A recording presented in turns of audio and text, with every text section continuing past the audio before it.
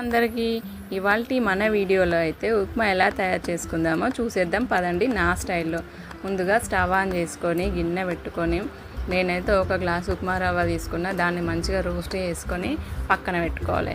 అదే గిన్నెలో 2 టేబుల్ స్పూన్ల ఆయిల్ వేసుకొని ఆయిల్ వేడెక్కిన తర్వాత జీలకర్ర, ఆవాలు, శనగపప్పు, పల్లీలు, కట్ చేసి పెట్టుకున్న పచ్చిమిర్చి, ఆనియన్ వేసుకోవాలి. తర్వాత కళ్యామాకు కూడా వేసుకొని మంచిగా ఫ్రై చేసుకోవాలి. ఫ్రై చేసుకున్న తర్వాత 1 గ్లాస్ ఉప్మా రవ్వకి 2 గ్లాసుల వాటర్ అయితే యాడ్ చేసుకొని సాల్ట్ వేసుకొని కొంచెం కొత్తిమీరాకు వేసుకొని మరగనిద్దాం. ఇట్లా కొత్తిమీరాకు వేసుకోవడం వల్ల ఉప్మాకు మంచి ఫ్లేవర్ వస్తుంది.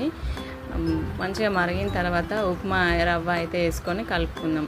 ఉప్మా మంచిగా దగ్గరికి వచ్చిన తర్వాత వేడిగా దించుకొని పక్కన పెట్టుకోవాలి.